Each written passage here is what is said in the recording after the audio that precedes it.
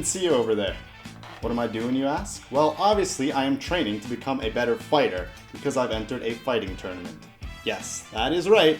I've entered a Super Smash Bros. Ultimate fighting tournament. And in order to be a better fighter in the game, you need to be a better fighter in real life. Now that we're all caught up here, I think I'm ready to win this tournament. Ready, go! Game!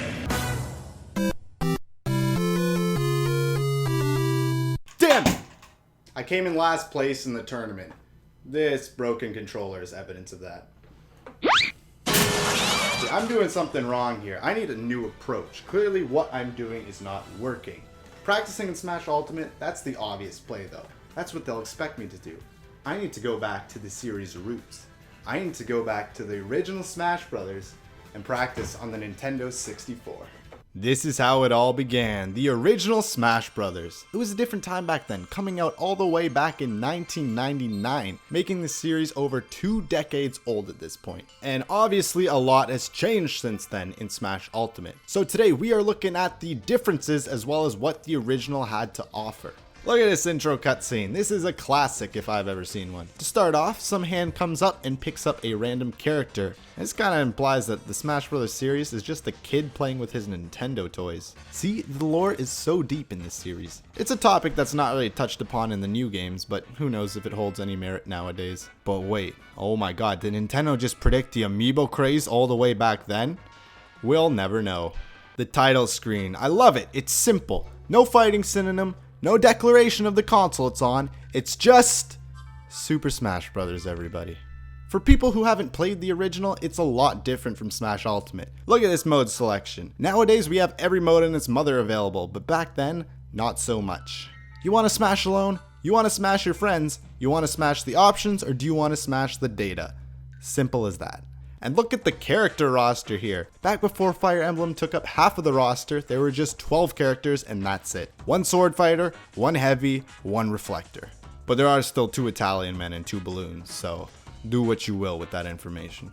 And look, do you see that? They have the actual models spinning around when you hover over them. This is way better than just the image that they use now. Honestly, this is a feature that needs to come back. And when you select a character, it even plays a cool little animation showing each personality better. So you select your characters, now it's time to choose a stage. And I gotta say, these stages are some of my favorite throughout all of the Smash games. Hyrule Castle, Sector Z, and Congo Jungle. Mwah! Beautiful stages. See, I like these stages in this game because they kept them simple. Each stage only added a few elements or moving platforms to give the fight a unique twist rather than completely altering the gameplay. When you compare it to the newest Smash Bros. Stages, you start to see my point. Like, look at this one. Banned. I can't even make sense of this one. Banned. And even saying the name of this stage can get you banned at some tournaments.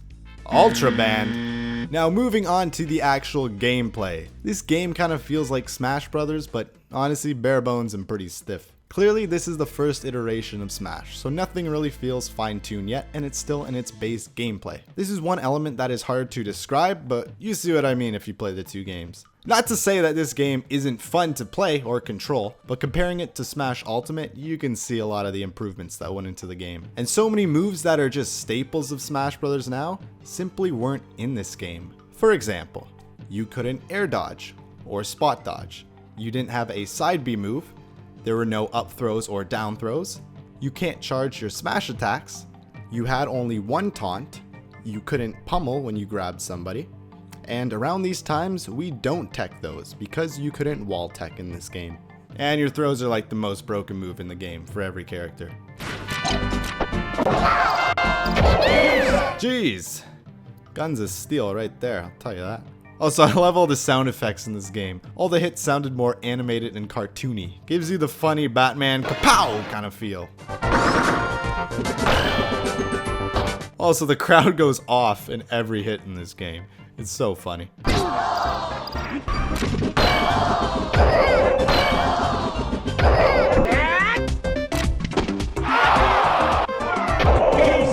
Speaking of funny audio in this game, so many of the audio clips sound very different than what they're supposed to say. For example, Welcome back! Welcome back! Welcome here! Welcome here! Who? Me? You. Oh, okay. Dead serious? I thought Link's name was actually Lee for a bit because of this. And now on to the single player mode. This mode is a lot different than what we have now. There is one mode. No adventure, no classic, just one set of stages and fighters to go through. And mind you, it's the same fighters in the same order with the same stages every time. So first, you just go through all the characters in this game with a few bonus stages along the way. Then the final character fight is a battle against Metal Mario, who is so fat that your attacks barely even move him. But once he's off stage, he sinks and dies really easily. Then you do a race, and next you battle the sub-boss of this mode, which is the Fighting Polygon team. What are these guys? Did they run out of names or something? You literally just called them what they're made of in terms of the game's code. They are literally polygons that are fighting. Like, what if in Street Fighter the last boss was called Fighting Animated Sprite Team? Like, why? I thought these guys were weird back in the day. But after you prove that you're the better fighting polygon, it's off to the real final boss, the hand. Yeah, this one's just the same as you remember. And I guess it's a kind of a cool analogy because everything comes full circle in the end, where the toys fight against the hand that's controlling you, kind of like Toy Story. Wait, that didn't happen in Toy Story, did it? The point being, it's kind of a boring final battle. But after single player, what's left? Collectibles? Ha! Yeah, that's right. There are no collectibles of any sorts in this game. These were primitive times back then. But before the trophies, stickers, or even spirits existed, we had something else. Something that Smash nowadays doesn't have. Target practice and board the platforms, baby. Like, what happened to these modes, guys? They were awesome. Break the targets had the player maneuver around and hit a set of targets in order to break them in the fastest time possible. And board the platforms was the same idea, but instead you would have to stand on the platforms on different locations. Okay, yeah, the names are pretty self-explanatory, but I still felt the need to explain them. The thing that was so great about each of these modes was that every character had a different stage that was specifically catered to the character's moveset. Target practice did come back in Melee, and it was still awesome, and then it came back a final time in Brawl, but it was just okay. Because rather than having a unique stage for each character, they just had the 5 same stages for all characters. And after that, well, nothing. We haven't seen a true break the targets mode since Melee. And we haven't seen a board the platforms mode since, well, this one. This is the only game it's been in. Like, obviously I get it's way harder to make an individual stage for each of the now 75 characters that we have. But if they just make like 10 or 15 stages that each character can try, kind of like Brawl, that would be great. And there we have it. That is everything you need to know about the original Smash Bros. Back on the Nintendo 64. Now if you'll excuse me, I feel more prepared than ever to win this Smash Bros. Tournament. So I'll be right back in just a... Damn it!